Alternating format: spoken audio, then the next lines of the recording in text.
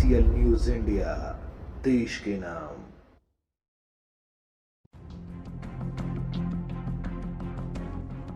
दिल्ली के श्रद्धा murder case का आरोपी आफताब अमीन पूनावाला तिहाड़ जेल में बंद है। शातिर आरोपी गुजरात और MCD चुनाव में दिलचस्पी ले रहा है।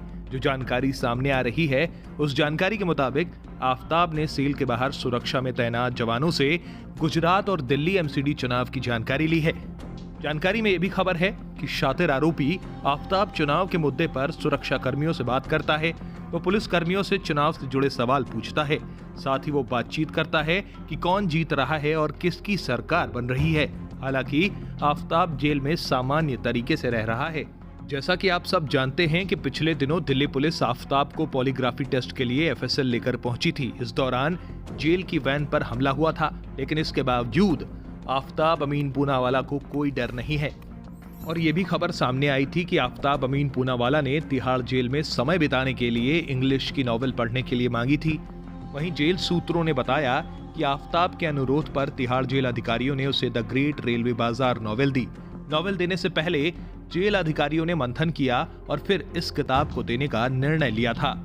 अधिकारी चाहते थे कि कोई ऐसी किताब देना चाहिए जिससे आफताब किसी और को या खुद को नुकसान ना पहुंचाए, या वो किताब क्राइम बेस्ड ना हो। कोर्ट ने आफताब पूनावाला को न्यायिक हिरासत में भेज दिया था। इसके बाद उसे तिहाड़ जेल में शिफ्ट कर दिया गया। आफताब को तिहाड़ की जेल नंबर 4 में रखा गया है, लेकिन सुरक्षा कारणों से शातिर अपराधी को अलग सेल में रखा गया है। यहाँ उस पर CCTV से 24 घंटे निगरानी रखी जा रही है। आपको जानकारी के लिए बता दें कि तिहाड़ जेल में आफताब को जिस सेल में रखा गया है उसे सेपरेट सेल कहा जाता है, जिसमें सिर्फ एक कैदी को ही रखा जाता है। इस सेल में कैदी को जल्दी निकाला नहीं जाता। इसमें रहने वाले कैदी को पुलिस की मौजूदगी में खाना दिया जाता है और सेल के बाहर एक सुरक्षा कर्मी हमेशा तैनात रहता है। इस सेल के कैदियों को बाकी कैदियों से अलग रखा जाता है।